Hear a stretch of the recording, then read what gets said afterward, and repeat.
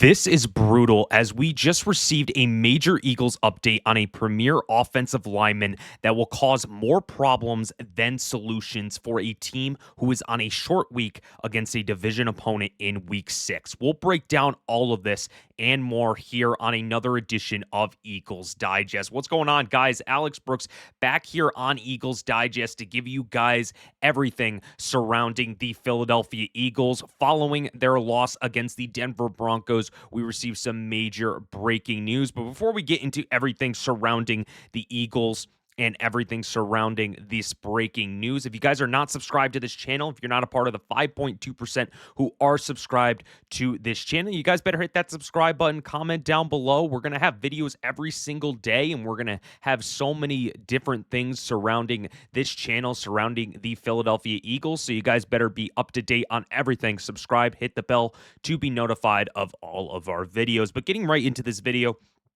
as we just received some breaking news from Jeff McLean on Landon Dickerson's status for week 6 and beyond. And it is not an encouraging update for Eagles fans. He said, now Jeff McLean of the Inquirer reports that Dickerson could miss multiple weeks, putting him in line to potentially be out until week 8 against the Giants at Lincoln Financial Field or beyond, and at the week 9 bye week. And yes, this is not good when talking about a guy who has been really just a staple in this offensive line. But we've known this whole season, just starting from week 1 all the way up to week 5, that Landon Dickerson has not looked his best, and he hasn't even played his best. And we knew that there was something going on with his injury. He had an injury last season.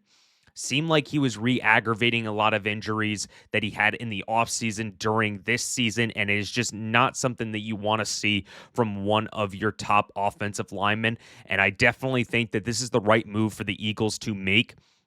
Even though this is going to be a big blow to the offensive line, you definitely got to know that you have to rest these guys, because when you get after the bye week, after the 2 Giants games and the Vikings games, then you have the Packers, Lions, and Cowboys right after that. So you want to make sure he is healthy enough for that and for that mini gauntlet that the Eagles are going to have. And, this was just something from the Eagles game against the Denver Broncos. We've seen that this whole O-line has just regressed so far this season, and this was something that I saw from just looking on this Eagles O-line and all their stats, saying that the O-line seemed to give Hurts enough time, especially early in this game, but got a little leaky at times too. While Hurts was sacked 6 times, it wasn't all on the offensive line. But it's also fair to point out the 2025 version of the Eagles offensive line doesn't look anywhere near as dominant as the 2024 version. It certainly didn't help that Landon Dickerson had to exit in the first half with an ankle injury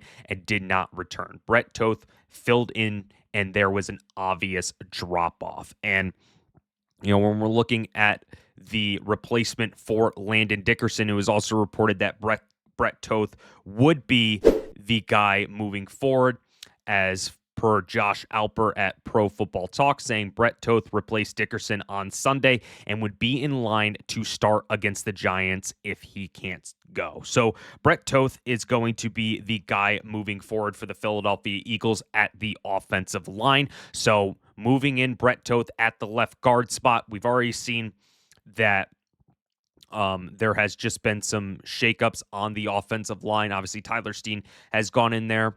We've seen that Lane Johnson has gone out a bunch of times, and Fred Johnson has had to come in and replace him. But when you're looking at Brett Toth and what he's been able to do over his career, it is a little shaky. It's a little shaky, to be honest. When you're looking at his PFF grades in 2025, he's much better in the run blocking department this year than he is at pass blocking. So, when looking at the struggles that the Eagles are having in the run blocking department, it is nice to see that Brett Toth has been able to do well in that department. But over his career, he's been with the Eagles since the 2019 season, as he signed as a undrafted free agent.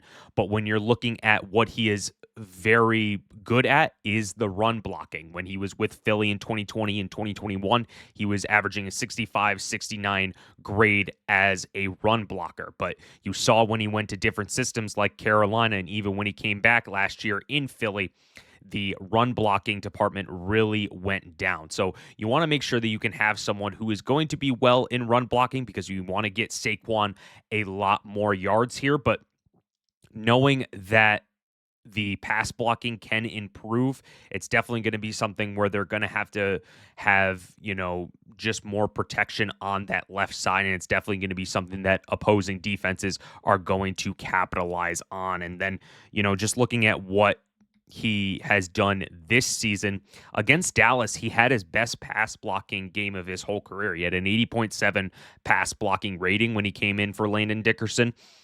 And when you're looking at what he did against Denver, the pass blocking was obviously not there at 49.1. But you're looking at the run blocking, it is very consistent at around the 65 to 70 range. It isn't terrible for a backup offensive line, but you want to see that pass blocking improve, especially after a 49.1 rating. And I definitely think that is going to happen just with reps and everything that he is going to be able to do with this Eagles team, and just getting used to just being a full-time starter with Landon Dickerson out. And it's definitely going to hone in on the responsibility of Jeff Stoutland. I mean, this offensive line this season has just been dreadful. I mean, when looking at what Saquon has not been able to accomplish this season, it's because of the offensive line and the uncertainty with Landon Dickerson. He's been playing through injuries. Lane Johnson has been out, and it's also the play calling in Kevin Patullo not really setting up his premier running back to get space. And it definitely is just looking back at the Mekhi Becton loss and knowing that the unit with Mekhi Becton last year just was flying on all cylinders. But when you're looking at what Jeff Stoutland has to do, he's got to make sure that he can coach these guys up like Brett Toth, and as well as Fred Johnson when he comes in there, when Lane Johnson sometimes needs a couple drives to just rest, because he is getting older. He is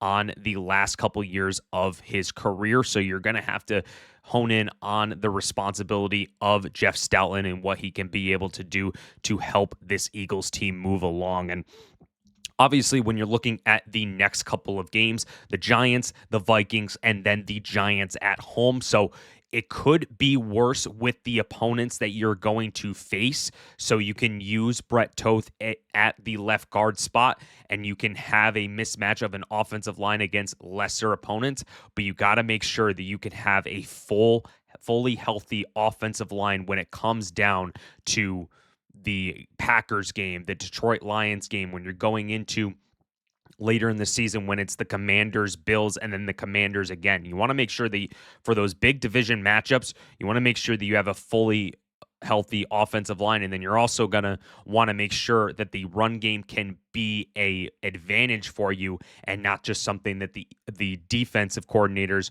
are going to just hone in on and stop, as they've done for the start of the season through 5 games. But that's going to do it for another edition of Eagles Digest. Appreciate all the support you guys are giving us on this channel. You guys better be ready for all sorts of content coming up here. We're going to have a watch along for the Giants and Eagles game, so you guys better tune into that. I'll make sure to remind you tomorrow when we do our videos, but hope you guys have a great rest of your day.